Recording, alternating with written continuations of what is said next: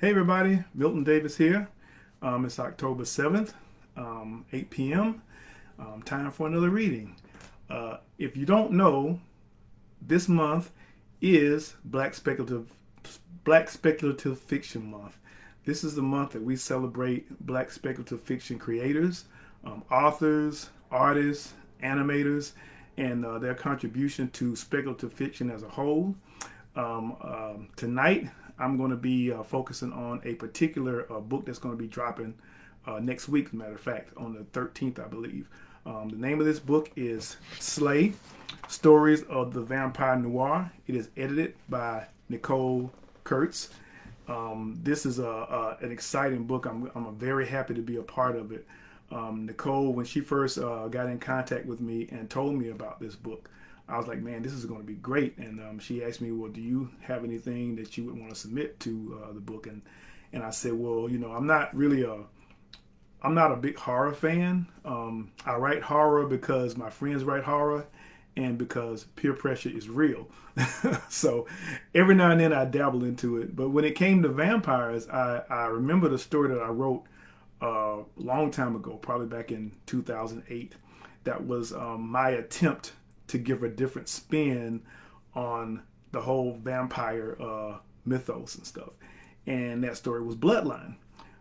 So I dug in my notes, pulled the story out, and I sent it to Nicole. I said, well, check this out, see if you like it. And she read it and she got back. She said, hey, I love this. Where's the rest of it? And the fact of the matter was that I had actually intended on writing three parts to the story. I wrote the first part, I wrote the second part, but I never got a chance to write the third part. So I said, well, look, I'll just get it together and I'll put it all into one story and I'll send it to you and see if you like it. The problem was I wrote the story so long ago that it was in one of my old computers. So I actually had to go dig up one of my old computers, go into it and pull the file out. And I found out and I discovered that I had actually written the second part of the story, but I hadn't completed the third part of the story. So I got it all together, wrote it up, sent it to Nicole, and she said, hey, this is great. I love it. I want this to be a part of the book. So it is. Now, if you're not familiar with Slay, Slay is basically a collection of stories about black vampires from African diaspora history and culture. The book actually is in three parts. The third part has stories that are from the United States and Britain, and I'm reading this from the table of contents. The second part basically has vampire stories from Africa, from the continent, and the third part has has vampire stories from the future, which Bloodline is a part of. There are 29 authors in this book, and these are some fabulous authors. I'm really happy to be a part of this book and to be among these authors. Actually, I was looking. I said, "Well, Nicole, where's your story?" She says, "Well, no, I don't want to put a story in here. I want to have a room for the other authors." And I'm going to tell you, Nicole is a much better person than I am. Seeing this lineup, there would have been 30 authors in this book, and I would have been one of them, even if I was the editor. But let me read the table of contents to you guys so y'all can check it out. In the United States and Britain part, we have a story called Desiccant by Craig Lawrence Gidney. We have Love Hangover by Renee Thomas. We have The Retiree by Steve Van Patten. The Dance by L. Marie Wood. A Clink of Crystal Glasses Heard by L.H. Moore. Mrs. Allison's Alexandria Cox Charlesworthy Obituary. Diary of a Mad Black Vampire by Dicey Grenoir. The Return of the O.V., The Last Vampire Huntress by Alicia McCullough. Gritty Corners by Jessica Cage. Shadow of Violence by Balagoon Ojitade.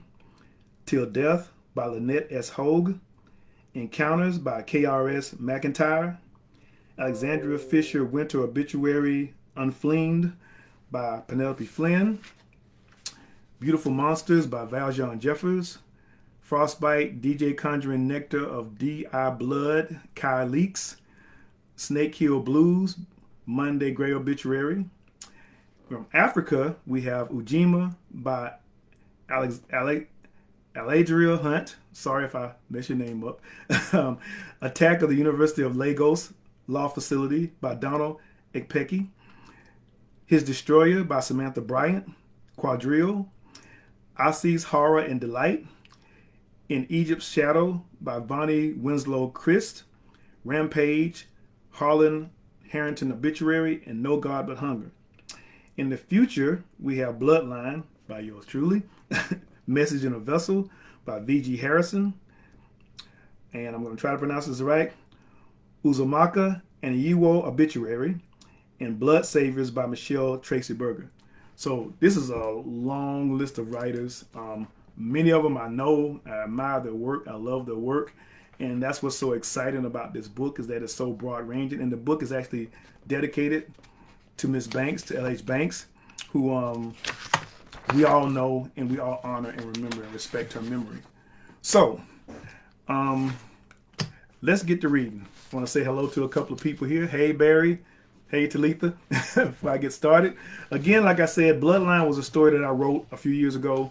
My version of a vampire story, trying to be a little different. And so I'm going to read you the first part of it. It's not very long. And I hope you enjoy it. And I also hope it encourages you to go check this book out. It's on pre-order right now. Matter of fact, I'm gonna add the link to the comments. Oops, that's not the comments there. That's not the link there. Give me just a minute here, because I really want to add the link to you guys so you'll have it.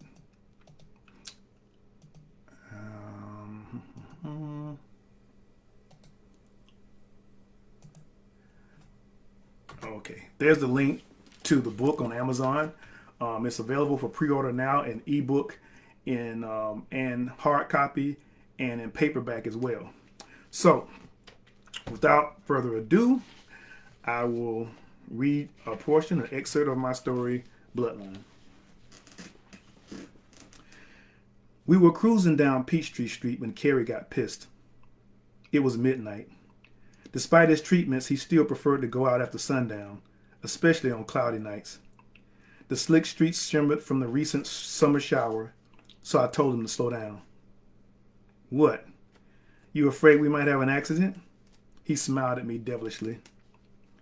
That's easy for you to laugh at, I replied. I'm new. Kerry jerked the steering wheel and we drifted left off of Peachtree to International. We plunged down the steep hill before he slammed on the brakes at the intersection. An inquisitor standing on the corner by Peachtree Plaza glared at us from behind his face mask, his lance aimed in our direction. Kerry gripped the steering wheel tighter, the veins in his hands and his forearms visible. Kerry, don't, I whispered. Fucking overseers, he whispered back. Kerry was angry, but he wasn't a fool. That lance would spit a streak of angel fire that would smoke both of us in seconds. He waited for the light to turn, then pulled away slowly. We stopped again at the light before Centennial Park, then turned left again, migrating around the park to the light between Phillips Arena and the CNN Center.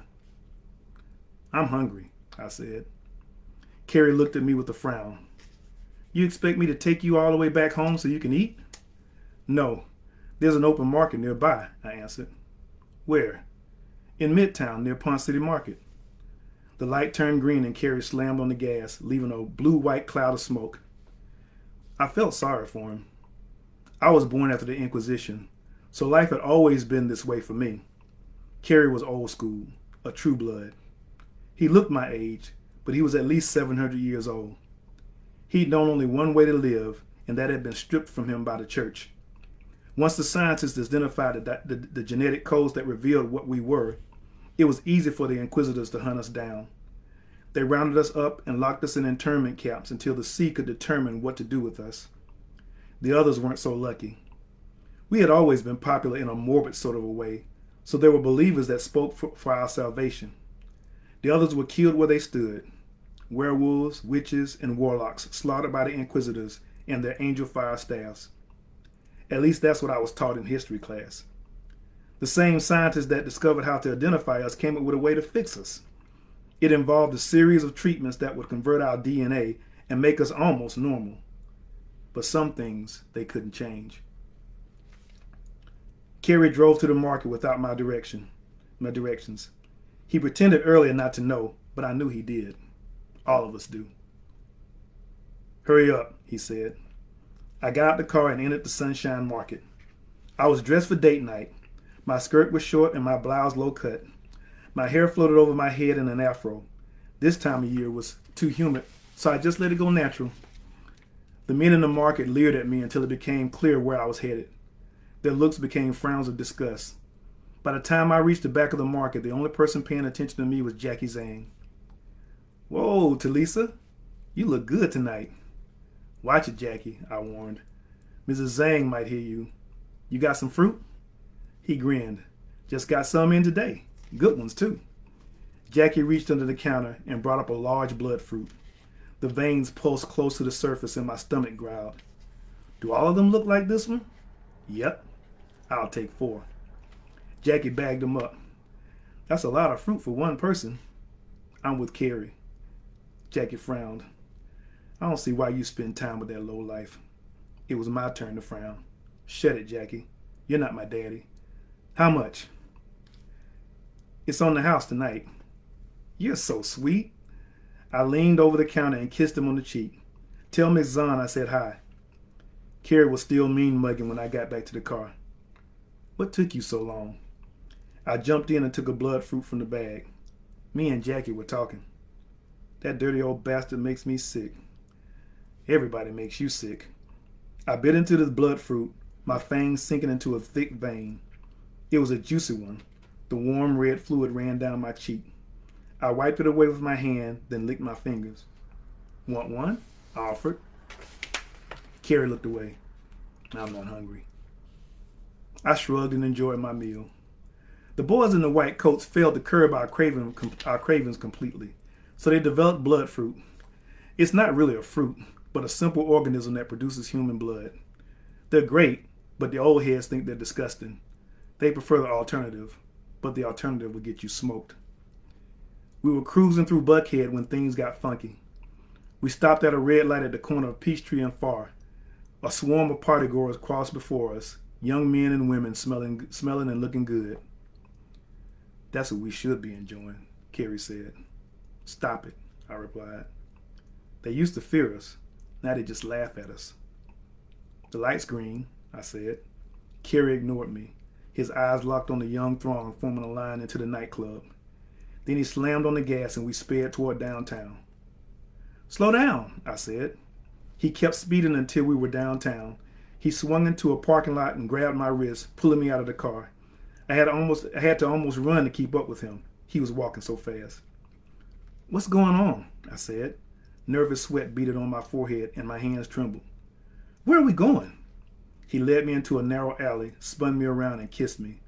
I kissed him back hard, moaning as his hands moved down my back and under my skirt. This wasn't the first time we'd done it in public, but something about this time was different. I was working my hands down his pants when he pushed me away. Wait here, he said. What? Wait here. I'll be right back. A chill ran from my head to my toes, dousing my amorous heat. One minute my man was filling me up in the alley, and the next minute he was gone. Before I could get angry, he was back. I brought you something, he said. It was a man. He was dressed in a concierge uniform, his eyes half closed. Now here's a real meal. He jerked the man up and bit his neck. The man groaned but didn't struggle as Carrie drank his blood. He dropped the man, then came to me.